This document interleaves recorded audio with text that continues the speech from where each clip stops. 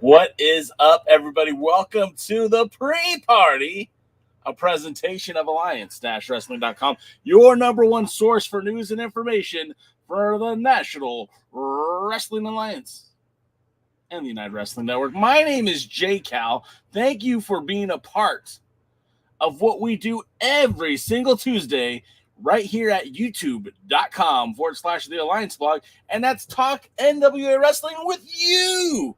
That hashtag NWA fam. Oh gosh. So we're trying a different angle today, and I had no idea that you could see so much from above. So now I feel like gosh, everything's messy. Oh well. That'll teach me to try to do something different, huh guys? Huh? What is up, everyone? I see Mr. Willie Bowen's in the house. WB, what's up, my friend? I see Devin Dowling's here. Double D. I like that nickname. We got Fiona in the house. What's going on, Fee? Wrestling with the MMA's here, of course. You know, he's part of the other Alliance guys, and they'll be having their own show starting, June 29th, right here on this channel on Wednesdays, I believe at 6 p.m. Eastern, I think. I'm sorry, I don't have all the rules laid out yet. Heaves, I do have pants. Well, I have shorts on. It's California. It's 99 degrees today. I'm just killing time before I head down to Irvine to check out Championship Wrestling, the United Wrestling Network television taping out there in Irvine. That's going to be pretty cool. I can't wait to get to that. The great Hisa is here. Welcome, welcome. This is an interesting angle. I thought it would look much, much better. I don't know if I like it or if I hate it. What do you guys think? Tell me what you think in the comments. Tell me if I should go back to the good old days. Heaves wants to know what's up. The Nasty Boys. Yeah. Sorry, wrong button. Wrestling with MMA says June 29th at 6 p.m. Eastern, and then every Wednesday after at the same time. So there you go. The Alliance guys, the other Alliance guys, and that's going to be not just Jeremy, who you guys know is wrestling with the MMA, not just Tim from NWA Gold, but also the debut of Dave Scooby on this network. Now, Dave Scooby's been helping us out with intros for a long, long time. But and he's going to be on the show. So we're going to have a fresh new cast, fresh new host, fresh new takes. It'll be fun. I hope you guys will check it out. We're just trying something different because, again, there's so much to talk about. It feels like with 3 hours a week with the 1 to 3 voices you hear typically, it'd be nice to have someone else have an opportunity to speak about the NWA. Devin Downling's asking about the Medusa interview. You know, I did not check it out. I've been pretty swamped with regular work, not just the podcast stuff. So no, I wasn't able to check it out. But I love what Gary and Will are doing over there right now. I know Doc Stinson kind of stepped away. I know Joe Galley's involved. I know that Danny Deals is involved. I know that Kyle Davis is involved. And yeah, I just thought it's a lot of fun what they're doing. I haven't been able to keep up as much as I'd like to, but I certainly will very, very soon. Devin Dowling says Medusa's open for another match. Yeah, that'd be interesting. I don't know. Like, again, Medusa, I mean, she isn't young, but what we've learned, if anything, is a lot of these wrestlers, even at their advanced age, can still perform. I mean, we just recently saw Debbie Malenko make her return to the squared circle. She was at Empower last year. She's been popping up in a few other places. Why the hell not, right? And yeah, Lamb, I was just trying something different today. Normally I have the camera set up like down here, right? Normally right here in front of me. However, I am heading off to Championship Wrestling after this podcast, and I didn't have time to get things set up the way I wanted it to. So yeah. Yeah, me too. I hope. See, it's a very actual natural feeling for me to look up like this. But then looking down and then looking up, it's just very strange. Let's see. Devin says, who's wrestling there tonight? Well, I mean, I'm glad you asked. I know that Willie Mack will be in attendance. I saw that Midnight Heat is traveling out this way. I believe Levi Shapiro, your former United Wrestling Network TV champion, will be in attendance. I know that Danny Limelight will be there. I believe Reno Scum is heading out here to participate. I believe the Wolf Zaddies will be there. Zicky Dice is on his way out there. Championship Wrestling from Hollywood, this is a big show for them. Of course, the main event tonight is Chris Adonis challenging for Jordan Clearwater, of all people, for the United Wrestling Network World Championship. This is a world title match. Jordan Clearwater won the title by using his red carpet rumble buy-in. And by winning that red carpet rumble, he had an opportunity to challenge for that title anytime he wanted. And he, of course, picked the opportune time when Chris Dickinson had wrestled a grueling match against Willie Mack just a few weeks ago. Jordan Clearwater came in and won the title. So it was pretty cool. If I'm, my assist to my pal Lamb here, he's got it. He says Adonis versus Clearwater for the world title. Dice versus Cruz, too, for the Heritage title. Of course, if you guys didn't know, Zicky Dice is the Heritage champion. Jordan Cruz, the former champion. MLW's Richard Holiday, who famously used to team with MJF and Alexander Hammerstone in MLW. So it'll be fun. Sean Mega says, is Dave Marquez still in MLW? Yes and no. I mean, he's not I don't think he was ever initially meant to be an on-air persona. I believe the whole idea with him was just the production. But since then, he's been on the production staff for quite some time. And that's a loud noise.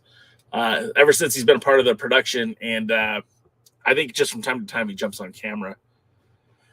Yeah, it is a stacked card. I mean, it feels like an NWA type show. Devin Dowling just said it. It feels like an NWA main event. Obviously, United Wrestling Network is not an NWA title. It's not sanctioned by the NWA. But, of course, Jordan Clearwater has been tearing it up as part of the Idolmania Sports Management in the NWA. And then, of course, Chris Adonis is your two-time former NWA national champion. Adonis recently won a championship for the Australian wrestling company, whose name I can't think of right now, but it's actually my pal, my buddy, Pole Jumps Wrestling Promotion out there in Australia. I believe it's All Australian Wrestling, I think.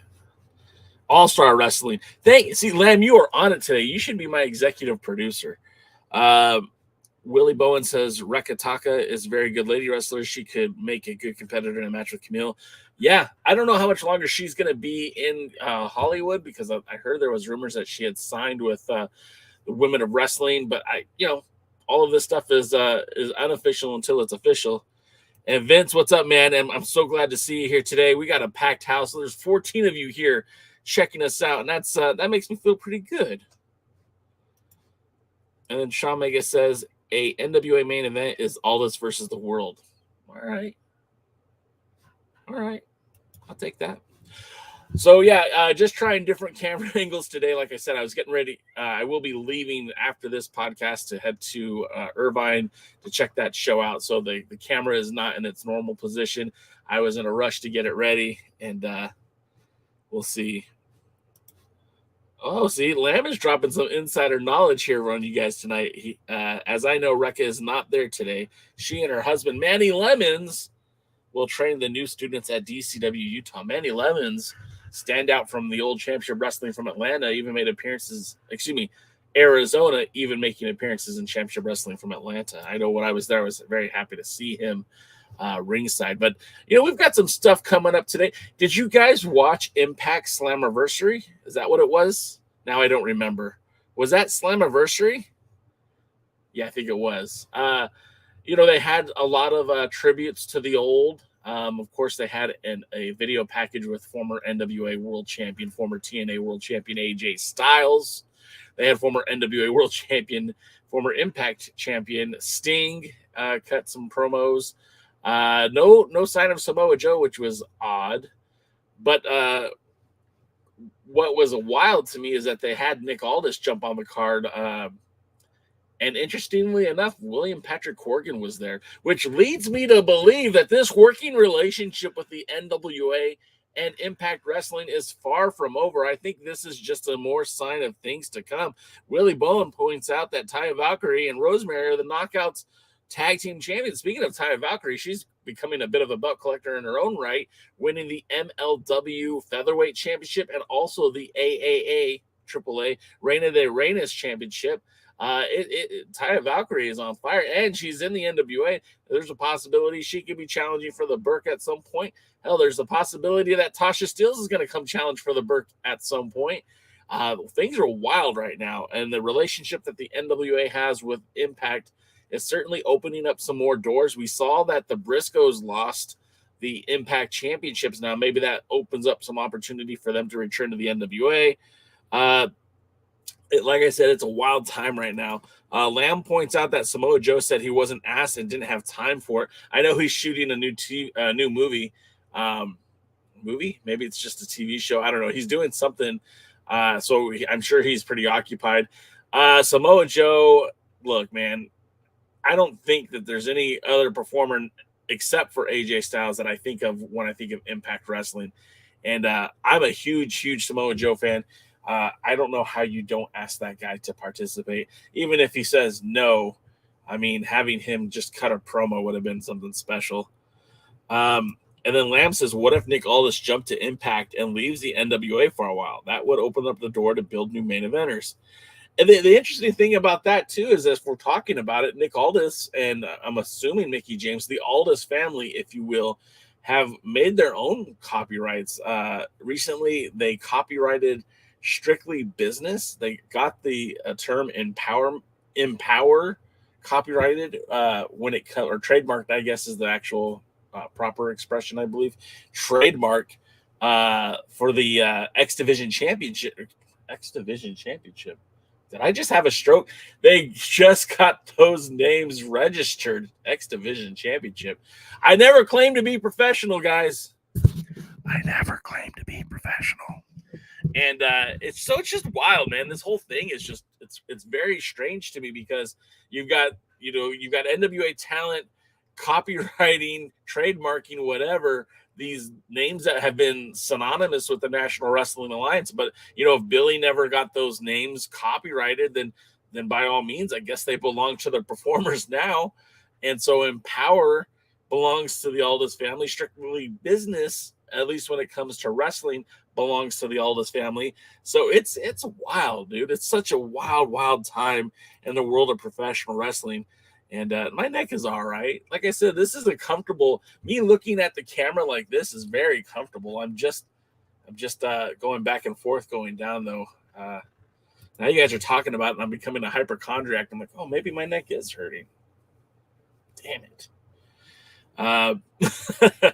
So, anyways, I did want to take some time to acknowledge Tyrus. I'm sorry, Willie Bowen. If you want to check out for like 2 minutes, you can. But I want to acknowledge the TV champion and the TV title in general, because when the NWA promised to reintroduce a third singles title to the NWA, a lot of us were pessimistic, me being included. Now I love. Wait, where is it? Oh, my whole setup's falling apart. I love this title. I think this is one of the best looking belts in all of pro wrestling. I think the red leather, the silver, it's gorgeous. To me, this is one of the best looking belts in all of pro wrestling. And you would think that a guy like me, who's loved this title ever since I was a kid, would be thrilled to see that back in the NWA. And I got to be honest, I wasn't initially, because I felt like there was too much too soon. We had the national title, the tag titles, world title, the women's title. I just felt like it might have been too much. Since then, the NWA has reintroduced a few more titles, including the women's tag team titles and the junior heavyweight championship. So, my concerns about there not being enough time for these, is still relatively true. But with the TV championship, again, it's always been one of my favorites, and I really thought it was pretty cool. So let me get to what I was saying, because I don't want to forget about it. So the television championship was introduced to the NWA at Into the Fire pay-per-view. Famously, Wade Barrett held up the belt and kind of showed the world that the NWA was bringing back the television championship, but it wouldn't be until Hard Times 2 when they would officially crown a new world, a new television champion. That world championship delineation is mostly just Tyrus's designation for the title. It's not, I wouldn't consider it a world championship. And the participants in that tournament that took place on January the 24th in 2020 were Trevor Murdoch, The Question Mark, Ricky Starks, Matt Cross, Zicky Dice, Dan Maff, Tim Storm, and Ken Anderson. However, Anderson no-showed the event. Murdoch would defeat the question mark in the first round. Now, that was a pretty anticipated match because up until that point, Trevor Murdoch had been feuding with Aaron Stevens, and at that time, the question mark kept getting victories over Trevor Murdoch. So it was a big deal for Murdoch to go over in the tournament. Dan Maff would beat Zicky Dice. Dan Maff was on loan from Ring of Honor for this event. Ricky Starks, not Tony Starks, that would be Iron Man. Ricky Starks defeated Matt Cross, which was a great matchup. Two of the smaller guys in the tournament put on a hell of a bout. And of course, Tim Storm would get a bye into the semifinals. Stark would beat Tim Storm in the next round.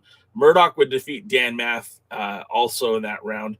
And then Ricky Starks would defeat Trevor Murdoch to become TV champion. Now think about that, right? Ricky Starks, currently in AEW, holding that FTW championship, defeated our world's champion to become the TV champion. It's just kind of weird how that all kind of played out.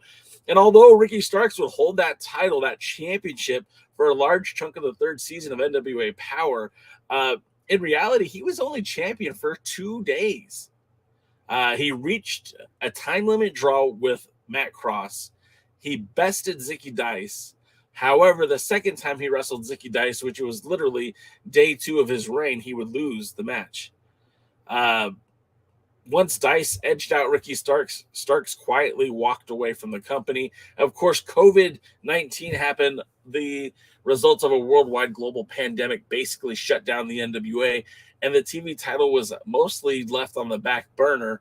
Of course, Ricky Starks would end up in AEW. Zicky Dice, however, would hold that title for a historic 268 days.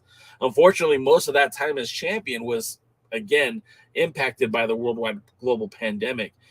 Dice did have one non-televised title defense in Pacheco, California against Rick Luxury before he'd lose that title to the Pope at the United Wrestling Network's Prime Time Live. That was the 6th episode of the PTL.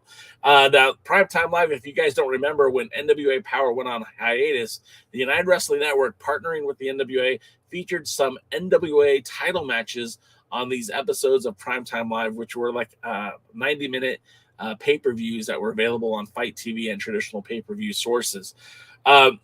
Really, Zicky Dice and the Pope was kind of the only long-standing NWA storyline on the programming. We did see Thunder Rosa appear once or twice on the show. Nick Aldis defended against not Matt Taven. Against Mike Bennett on that first episode. And of course, we would see the national championship change hands, the tag team titles change hands, hell, the women's title changed hands. And we would eventually see the TV title change hands too. But the storyline was that Effie and Zicky Dice would wrestle against the Pope and Eric Watts. Watts is very much a United Wrestling Network star. Effie's kind of a free agent. Zicky Dice is kind of affiliated with United Wrestling Network. And of course, the Pope was the NWA. That match, that tag team match, lent itself to build up a TV title match between Pope and Zicky Dice. Of course, Pope had an electric promo about Dice's disrespect towards him, and Pope would win that title. And that's when the title really started to feel super relevant for the NWA. His run as television champion may have been the best run as champion. He defended the championship 7 times, more than anybody else in his time as champion. And it was against the top tier talent of the NWA. Of course, it helped fuel the storyline for the returning Power when it came back from its hiatus, because they would have matches to qualify to challenge the Pope for these matches. So you'd have these triple threat matches to determine a number 1 contender for the TV title. And from those, you would have the Pope challenge against Tom Latimer at a pay-per-view, Fred Rosser, Matt Cross, Luke Hawk, Sal Renaro, and he would face Tyrus not once but twice. However, it was the second match against Tyrus where the Pope would finally lose the TV championship. So he did go 7 matches. However, he didn't win all 7 matches, so wasn't able to qualify for a world's title match. Of course, we know the Pope would later challenge for the world title against Matt Cardona during the last round of television tapings for the NWA. Then Tyrus held that death grip on the TV title like nobody nobody was going to beat Tyrus for that title, and he still has it. Oddly enough, the first 3 men to challenge Tyrus for that title were all represented by, well, at least now, are all represented are all part of the Idolmania Sports Management. That means Black G's, who was the first one to challenge, Jordan Clearwater, and of course Cyon, who now is a part of the Idolmania Sports Management family because his dad is Austin Idol, I guess. All had challenged for that title early on, all of them unsuccessful. We would also have Jaden Rowland challenge for that title in Atlanta. We should also point out that, too, Tyrus defended that title probably more places than the Pope because he defended the title in St. Louis, Atlanta, both Knoxville and Nashville. In Nashville, he defeated Rodney Mack, and in Knoxville, he defeated Mims. Tyrus has held the title for 319 days, which puts him number 5 all-time of television champions. And that puts him in the same group as Mike Rotunda, who held that belt for 335 days, Arn Anderson, who held the title for 336 days, and Tully Blanchard, who held that belt for 353 days. Oh, and then also Paul Jones, who held the title for a year and 3 days. So Tyrus is in some pretty good company as television champion. Now, we don't know what's going to happen next. He might have already lost the title. We just never know when it comes to these championship matches. But needless to say, the TV title has certainly become a lot more meaningful throughout the years, and we got to wait and see what's going to happen next. But if Tyrus wins just one more match, he has the opportunity to challenge for the 10 pounds of gold. Whew. Willie Bowen says Jazz husband Rodney Mims should take the NWA TV title away from Jabba the Hutt Jr. Willie, those are 2 different sentences there, man. You kind of confused me for a minute. Lamb says Tyrus really had the TV title for so long now. Yeah, almost a year. And, I will give the NWA credit. Like, look, they've put him in matches that make him seem believable. His probably most difficult opponent he's faced is Rodney Mack, and he beat him cleanly. And then Lamb says, well, Stevens versus Murdoch for the national title got their final on the rivalry there, too. Yeah, that was probably the other match, too, but I don't remember them. It was just a one-off in Long Beach for the Primetime Live series. Sean Mega, maybe you just didn't like the topic. I don't know. And Willie Bowen says, Tyrus defended the TV title at eateries and buffets across America. Bravo, Willie. Bravo. So I just felt like talking about the TV title, but it's something that's been on my mind. Of course, we're entering new ground. The fact that Tyrus has held that title, he's entered the talk as the 5th longest reigning champion of all time. It's kind of exceptional. Paladin coming out here with some hot takes. Murdoch is just as fat as Tyrus. I don't think I agree with you on that. Murdoch can still move pretty effortlessly around in that ring. Tyrus is a lot less mobile, but let's not take it away from 2 competitors who are your champions of the brand. Not everyone has to look like $1 million. Not everyone can be Jax Dane. Lamb is taking off. Good night, Lamb. Have a good one. Thanks for hanging out with us for a little bit tonight. We'll talk later. Of course, I'll give you some updates about what happens at Championship Wrestling. And then the more we look at this too, Tyrus, again, he's 1 victory away from reaching number 7. Now, Mims got the opportunity to challenge Tyrus by body slamming him. I don't know if the body slam challenge will continue. I don't know if they'll determine a new number 1 contender for that TV title. And of course, as the season of this season of Power plays out, I'm sure we'll find out more and more. But I mean, that's the thing. We are finally in season 9 of Power, and this is going to take us all the way to the 74th anniversary show. So I guess we're just going to wait and see what happens and see how that goes. Paladin says, thoughts on Aldis working Impact Slammiversary. Paladin, I did not watch it. We did talk about that just a few minutes ago. Personally, I don't have a problem with it at all. I do think it helps solidify the relationship between Impact and the NWA. When you see pictures of Dixie Carter and Billy Corgan all together, I mean, this is a weird time, right? Billy Corgan famously said that there was an embargo against Impact Wrestling when they first started announcing these events, live events. They said that they would work with anybody. They would work with AEW. They would work with Ring of Honor. They would work with the WWE. The only promotion they had an embargo against at the time was Impact. Now that's changed completely because you see a lot of the guys from Honor No More have been represented in the NWA. The dudes who won the Crockett Cup, the Briscoes, have been featured in Impact Hell. They were the tag champions until Slammiversary.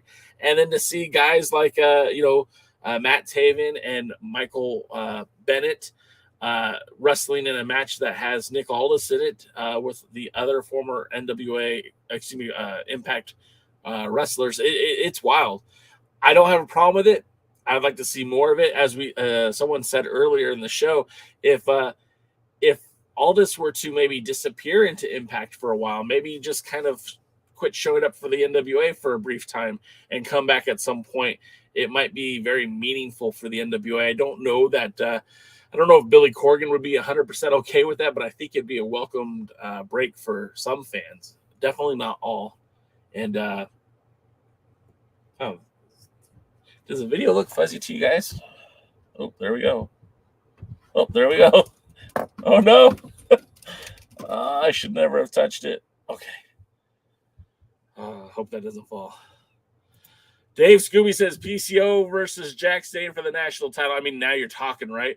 That was a big victory for Jax Dane at the pay-per-view. I don't think a lot of people were expecting him to defeat Chris Adonis at the Alwayz Ready pay-per-view. And the fact that he did speaks volumes to what the NWA is planning to do with him going forward. Will he ever be World's Heavyweight Champion? I don't know. But I definitely would like to see a time and place, some continuity where Jax Dane is making a serious challenge for the 10 pounds of gold at least one more time. I think that would be very, very good. Paladin also says that he is a fan of PCO.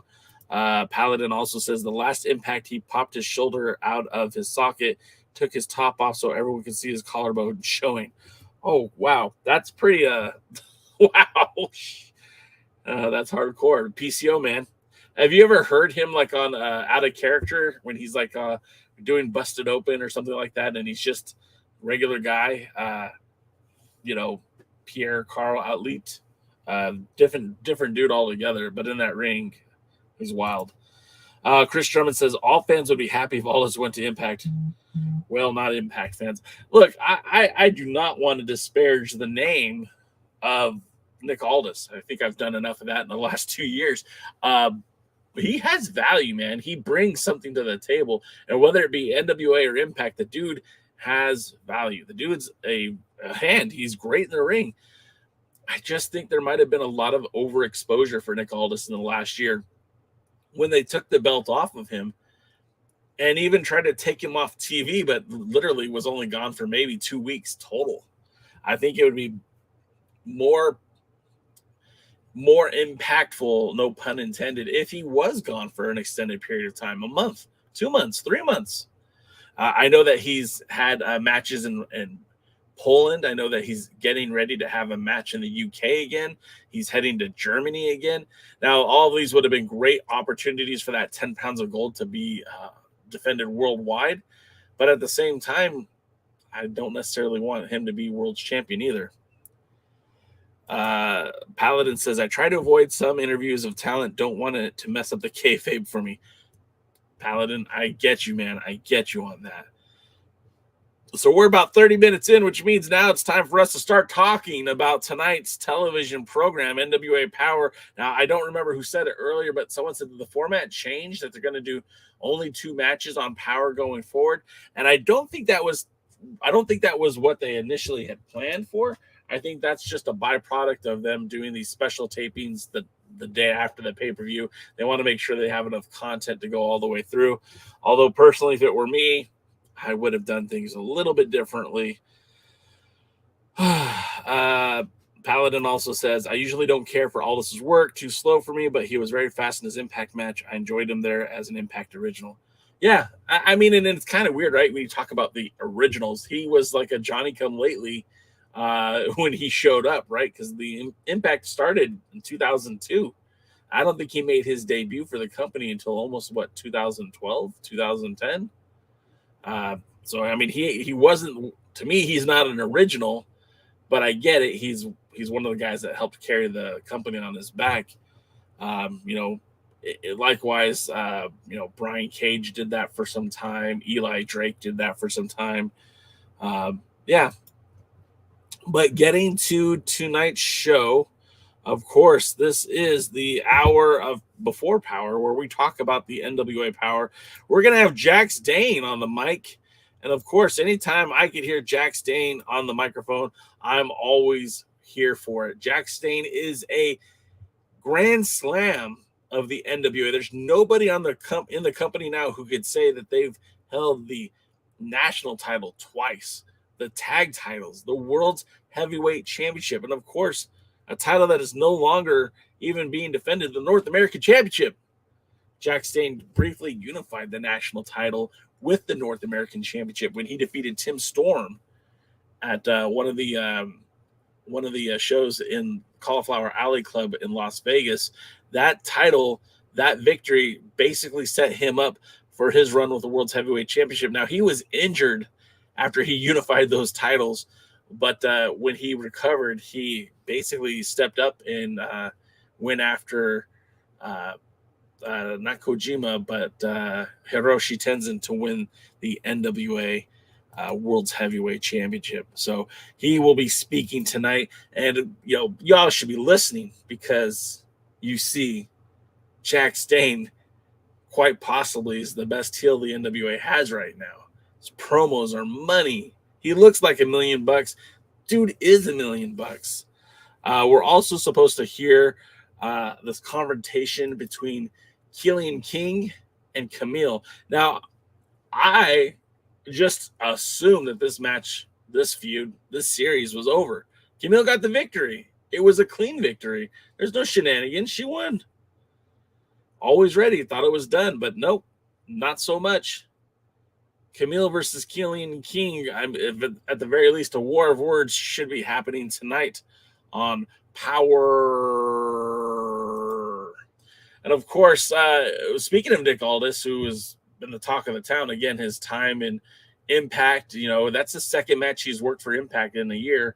He also was at WrestleMania weekend, part of the multi-card of madness, where he teamed with Mickie James against Chelsea Green and her husband, NWA World Champion, then champion Matt Cardona. But he'll be in action tonight, and he'll be facing Brett Buffshay. The best, worst name in pro wrestling, Buffshay. Buffshay will be in the ring with Nick Aldis. Now, you got to throw out all the records and all the scorekeeping when Buffshay and Aldis step in the ring with each other. Obviously, this is going to be just a tune-up match for Aldis. I don't know why he would be wrestling someone of Buffshay's caliber, but nevertheless, we proceed forward as the main event of tonight's card will feature those Ill Begotten boys taking on Tyrus and Cyon, the combination of the Idolmania Sports Management. Now, the Ill Begotten, I don't think they've wrestled in the main event of a Power before. We're big Jeremiah Plunkett fans here on the pre-party with J-Cow. Alex Taylor has certainly grown on me. That dude has gotten better and better each time I see him. And the tag team continuity between these two, good Lord.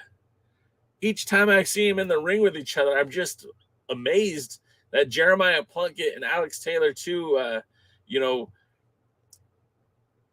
wouldn't assume that those two guys could work as well together as they have been. But, over the last few weeks on NWA USA and, of course, NWA Power, the Ill Begotten boys with Danny Deals have been somewhat of a wild card. They need to be dealt with. And perhaps tonight, your television champion, Tyrus, taking on his former opponent, now partner, I mean, this is a weird dichotomy as well. Cyon, up until recently, was obsessed with winning the television championship. He was obsessed with Tyrus. But now that he knows that the confirmation has been made, that his father has been acknowledged as Austin Idol, now they're partners. Now they're a tag team. This is crazy.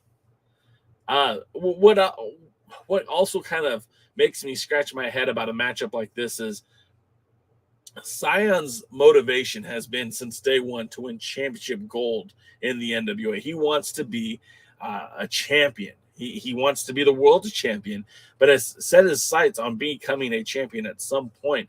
And again, he was obsessed with the TV title for so long, and now he seems to have his attention towards that national championship in Jax Dane. However, he has not made any actual overtures for the title. He just keeps saying he wants it. I don't know why he's not having a singles match to get to that national title. I don't know how teaming with Tyrus puts him any closer to winning the national championship. This could have easily been Jordan Clearwater. This could have easily been Black G's. It could have easily been Marche Rocket. Instead, it's Tyrus and Cyon. I don't know how I feel about this one. I just don't feel like, again, there wasn't a whole lot of continuity, a whole lot of planning on that one, but we'll see how that goes. Paladin says, just watched the King and Kamille wrestle, and the name fits his character. All right. Willie Bowen says, Cyon didn't want to catch the cholesterol Adidas from Tyrus. Yeah, I mean, I don't know, man. It's interesting. Again, not that I have any control of the booking in the NWA, not that I get to tell anybody how to run the show, as famously, I'm just a ham sandwich jabroni who's talking to a couple of my friends about the National Wrestling Alliance. But in my mind, and I think in the mind of some of you who are watching, if there's a guy who wants the national championship, wants an opportunity to wrestle for the 10 pounds of gold, then you have them climb that ladder, and you have them climb that ladder by beating some of the top names in the NWA right now. I mean, I know that Jay the God has been mostly focused in tag team wrestling, but maybe a victory's over JTG, maybe a victory over Sam Adonis, and I'm just kind of going to the ancillary talent. You don't even necessarily have to have that big win over Chris Adonis or Tom Latimer. Just some minor victories, one-on-one victories would help state your case to win the national championship. So it just feels very strange to me that this this tag team match is happening. There is no real storyline feud between the Ill Begotten boys and the Idolmania Sports Management. There have been no overtures, at least as far as I can tell, between the two of them having any kind of animosity. Up until recently, it was the Ill Begotten boys were kind of like that mid-card, jobber to the star type trio with Rush Freeman. Oh God, did you guys see his little brother show up against Trevor Murdoch? Or excuse me, his big brother. Stuff like that I'm not exactly entertained by. But what do you guys think? You guys got quiet all of a sudden. Did I say something wrong? I know there's 15 of you watching. What are you guys excited for tonight? What matches are you most interested in? I guess there's only really two of them and a lot of talking. So what do you think is going to happen tonight? I need a sip of soda. Excuse me.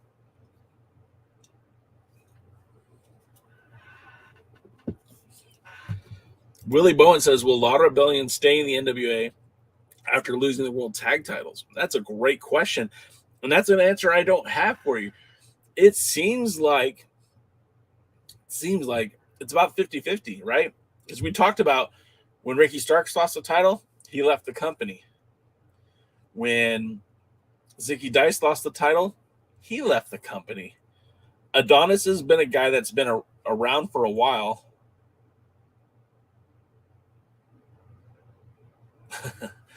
Sorry, I was reading Willie's comments. J-Cow, you mean idiot sports management?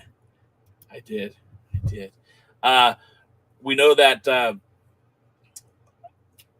tag team champions, Kratos and Stevens, are, I guess, officially now no longer on the roster. We look at the the women's division, I don't know what's going to happen with the Hex. I don't know if we'll see them around, but we know when Thunder Rosa lost the title, she was around for a while, but then slowly disappeared to AEW. Serena Deep was never an actual NWA wrestler. She was an AEW wrestler. So obviously when she lost the title, she just, quietly walked back to AEW. World's Heavyweight Champion, we only could assume that Matt Cardona will be back. Trevor Murdoch stuck around. Nick Aldis stuck around.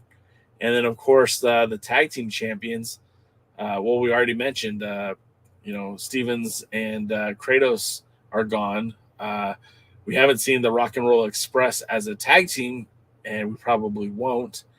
And then, of course, Eli Drake is now signed with the WWE, and James Storm is working independent and for Impact. So it's kind of hard to say. It's about 50-50, I would guess. Maybe not quite 50-50, but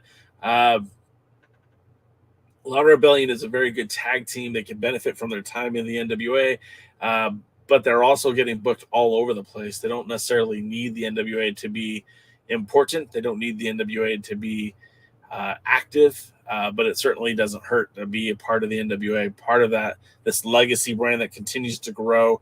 And when you do about 4 days of television, you're on TV for months at a time. Not a bad look if you are trying to grow your brand.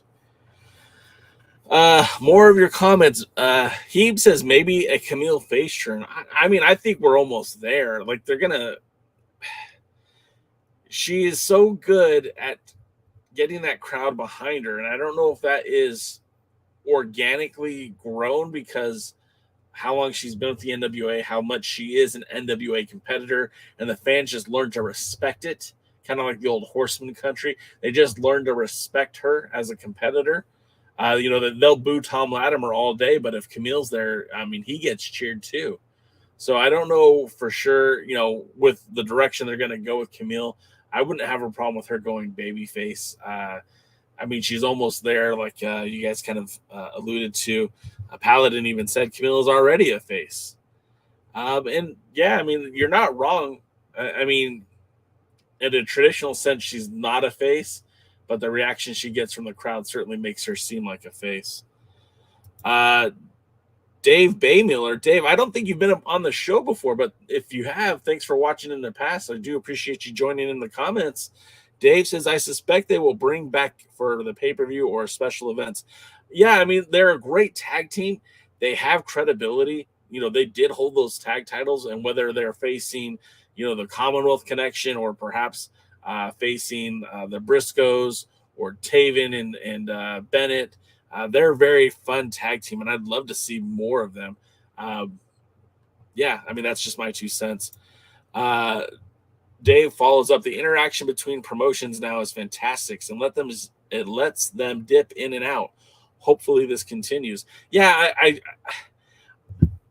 I see both sides of it. As a fan, I think it's great because we get more matches. We get to see more matchups. The wrestlers themselves, I think it's good for them. They get more exposure, are being seen by a different audience. I think what my drawback is inevitably one promotion is going to benefit more from this than the other. And with the money that Impact has versus the money that the NWA has, I feel at some point Impact will benefit more from this relationship than the NWA. Impact is taping, I think, once a month now. They're doing their monthly pay-per-views or quarterly pay-per-views. The NWA is barely able to do their quarterly pay-per-views while taping around those pay-per-views. So it gets hard to cash in on the talent. But I do think, I don't have a problem with seeing the Briscoes in Impact. I don't have a problem with the OGK appearing in Impact. I just hate the fact that when it comes to an NWA show, that's second. It always comes in second compared to Impact. Paladin says, it's funny that there's no roster page on the NWA website, so we can't see which talent will stay in the NWA belt or no. And see, the thing about it is Billy Corgan said early on when Power, as part of the press conference for Power, he had mentioned that the NWA will always be somewhat of a Ferris wheel, a carousel of talent. The talent will come, they'll stay, they'll leave. And this is evident by a lot of the wrestlers we've seen over the years. Again, Matt Cross was such a significant part of the mid-card for a long time before he left. The NWA brought in Scott Steiner, who had he wasn't ever going to be a long-term competitor for the NWA, but came in and then left. We had Cabana with Ken Anderson as a tag team for a short time before they were gone. Again, James Storm has been around and back. He's done 2 rounds with the NWA. Ricky Starks was here, gone. Zicky Dice was here, gone. Tasha Steeles was here, gone. Thunder Rosa, gone. Melina for the time being, gone. Ashley Vox, gone. But some of the talent comes back, like Marty Bell or Allison Kay or Chris Adonis. So it's kind of hard to read it. And again, some talent will be here and some talent will go. It's just, that's also the kind of the state of affairs when you don't have your talents under contracts. Willie Bone brings up ODB, and absolutely, ODB was there for a short minute, had a few matches, and then was gone. Again, I think a lot of her leaving had to do with COVID-19 and the global pandemic, because they basically stopped operations there right after her appearances on the pay-per-view. Sean Mega says that system is hard to establish, a ranking system. You're right, it is. And that's probably why we get some of these title matches so willy-nilly just kind of thrown out there. Paladin says ODB's driving her food truck. Man, I would love to go to an NWA event and be greeted by ODB and a pulled pork sandwich. I think that sounds amazing. Going back to some of the earlier comments that we missed, Willie says Tim Storm is still around with the NWA after he lost the World's Heavyweight Championship. Yeah, I don't think that the NWA will ever exclude Tim Storm unless he does something very detrimental to his own career. I think that he will always be looked at as an ambassador for the National Wrestling Alliance. I think his time as World's Heavyweight Champion was so important. That transition was so meaningful because the longtime NWA fans like myself who saw Tim Storm defend against all comers, saw him defend against Jerry Lawler at CWA, or saw him go to Japan to wrestle against a former sumo fighter in Japan. I think we loved that Tim Storm came in, was given an opportunity to shine, did what he needed to do before dropping the belt to Nick Aldis. To say that he was class and dignity would be an understatement. Tim Storm definitely did the right thing for the NWA, and I don't use this expression often, but he deserves that treatment that the NWA gives him. He should be treated as an ambassador who has greatly benefited the NWA. Dave says Kamille has an anti-babyface status like Wolverine. I like that. That's a pretty good. Yes, very much so. Like almost like Deadpool, right? Like not exactly a good guy, not exactly a bad guy, but does the good things from time to time. And Dave, again, first timer. I'm so glad you're here, man. I do appreciate that. We're here every Tuesday. We do this pre-party, which is just the hour before Power. We talk some NWA, get you all pumped up for the Power episode. And then on Thursdays, we talk about that episode. We break it down, myself, usually DKM, and sometimes we have a rotating third host. Sometimes it's Jaden, sometimes it's Tim from the NWA Gold, sometimes it's both of them. And we just talk about the episode of Power that you're going to watch tonight. And then we have a third program coming on Wednesdays at 6 p.m. Eastern, 3 o'clock Pacific, where we'll be having the other Alliance guys on our YouTube channel and on our Twitch streams. Make sure you stay tuned. If you like the show, please hit that thumbs up, like, subscribe, all that good stuff, because we'll be doing more of this each and every week. Paladin says the crowd decides if you're a face or heel, no matter what they are booked, in my opinion. It's hard to argue with that, Paladin. It is. If the writers are doing their job, if the bookers are booking the show in a certain way, and a talent is still receiving that positive reaction, it's up to them to either do one of two things: start putting them in a position where the fans won't want to cheer them, or put them in more opportune matches that they do get cheered and have that transition smoothly. There's nothing worse than when the fans are cheering for a heel and the heel's a heel and there's no reason for the fans to be cheering for him. And if that's the case, then the writers should follow heed to the audience and start pushing that person as a face. It just doesn't make sense to do it otherwise. Paladin says Storm is a great NWA talent. I mean, he legitimately is that last link to the past. You look around at the NWA, Adam Pearce, who's one of the most significant world champions, is with the WWE. Tim Storm is still with the NWA. Jax Dane still with the NWA. Rob Conway's basically out of pro wrestling. Colt Cabana's with AEW. Blue Demon Jr. still wrestling in AAA, but these Hallmark champions of yesteryear are gone. There is no Mike Rapata that the NWA can spotlight. They're not spotlighting somebody like Sabu, and you look at somebody like Shane Douglas. They don't want to spotlight him. They don't want to spotlight. Steve Corino is working with the WWE. Dan Severn is doing his own thing. Ken Shamrock is doing his own thing. All these guys should be around and flourishing with the NWA at the very least as part of like meet and greets and conventions and such. But for whatever reason, it's not like that.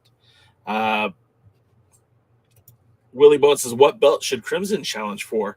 Again, if we're talking to what J-Cal wants, because I don't want to see any more Jax Dane versus Anthony Mayweather. I think that's been done to death. If you're going to put Crimson back in the ring and he's going to challenge for a title, he should be the guy that goes after the TV championship. He would be a guy that could benefit from winning the TV title. And again, we could maybe let Tyrus retire into the booth from in-ring competition, but that's of course only based on what he wants to do. He says maybe Tim Storm should be the figurehead commissioner or something. Corgan refuses to look like a typical businessman. Corgan looks odd out there, man. Like, he's wearing a Zero jacket. He's already kind of a pasty guy. He looks like he's coming sometimes from videos just to be at the NWA shows. I think if they kind of tease it already with Medusa and Tim being the managing director and co-managing director of NWA USA. Why don't they just make Tim Storm officially the commissioner of the NWA and let Medusa run USA? I think I would be okay with that.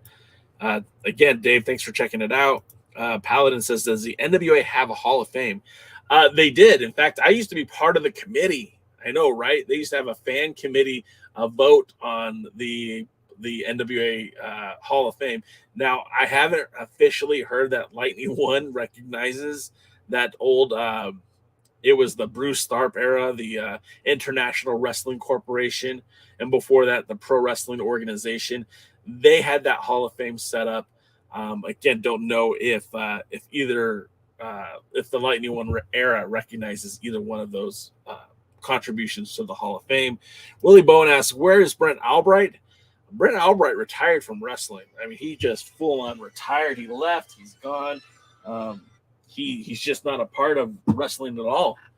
I guess he might have had some demons that he had to face, but I'm not sure. He's just he's been absent ever since he left. Paladin says, I'm a new fan, came in when Tim Storm was feuding with Aldis, so I don't know much about the NWA. Well, Paladin, this is the place for you, man. I hope we are kind of opening up some of those doors. We'll be always here to talk about it. If you want to get some quick history lessons, you can always check out the United Wrestling Network's YouTube channel. In fact, the videos, they sort them by like what's most current, but you could actually search it by what's the oldest.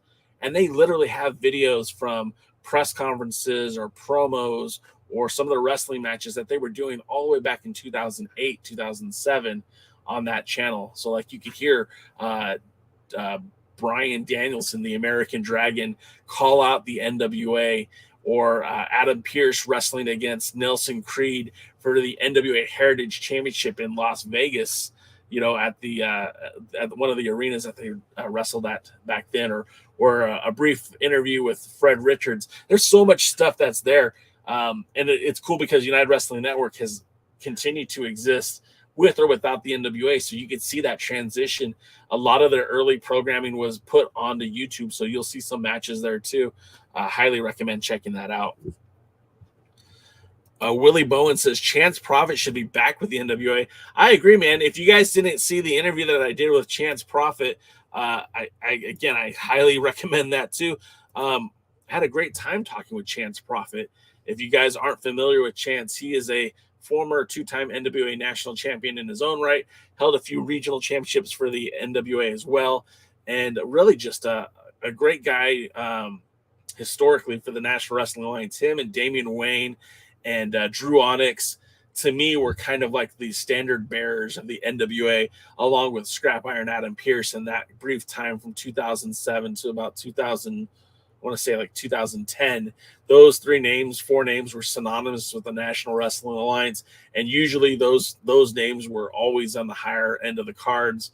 Drew Onyx basically carried the British Commonwealth Championship, this title that linked the United States and Canada with the United Kingdom.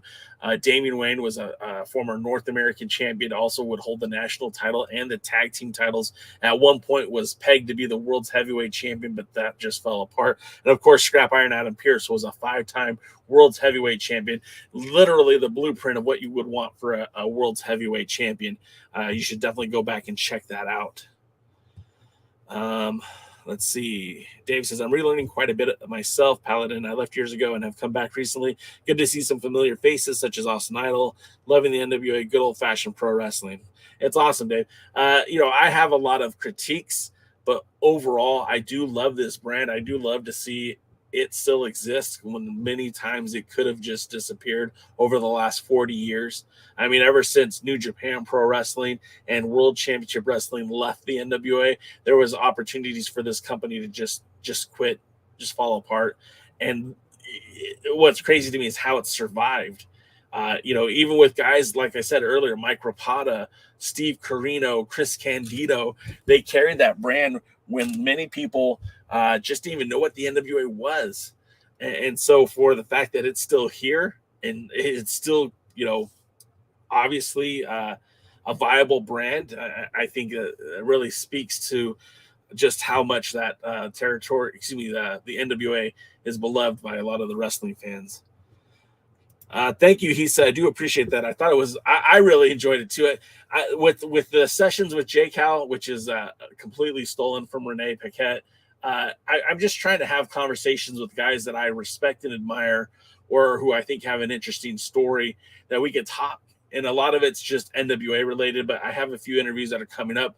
Next week, I'll be talking to Tommy Wilson, who worked for the NWA through some of its associate promotions out here in Southern California, specifically SoCal Pro and Empire Wrestling Federation.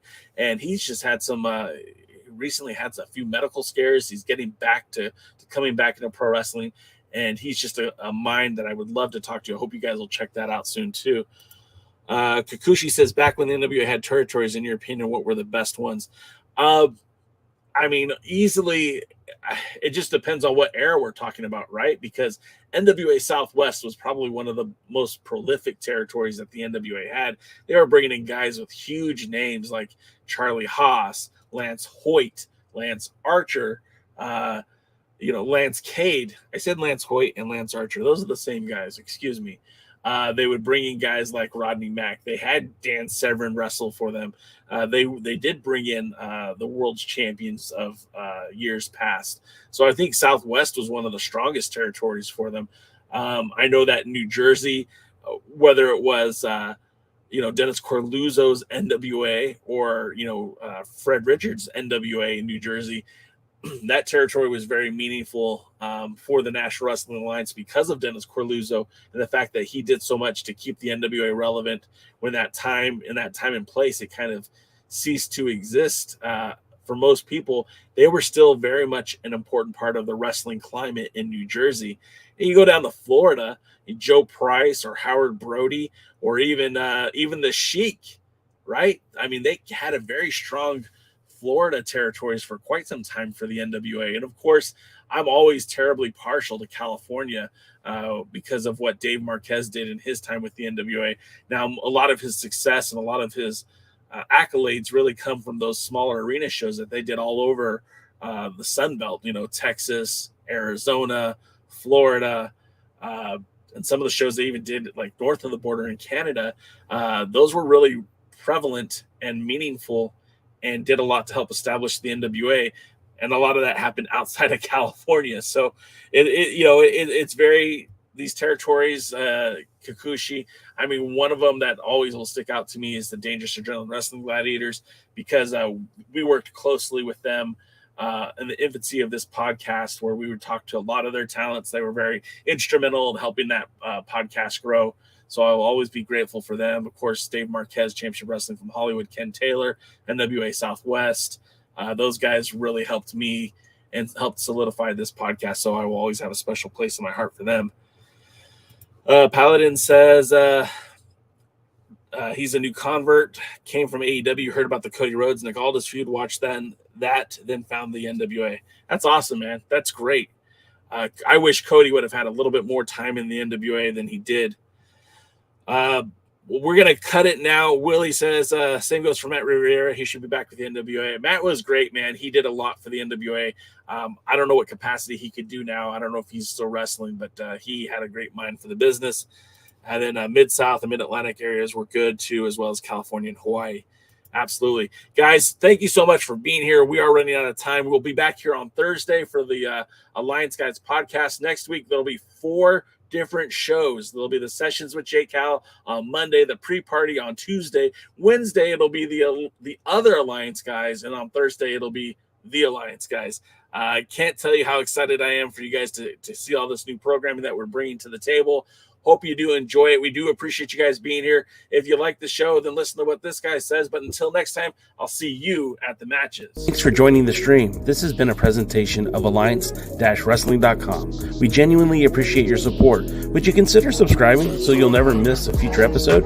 I'd also like to remind you we do a live stream every Tuesday at 5 p.m. before NWA Power. You can find us on social media at The Alliance Blog. And until next time, we are The Alliance.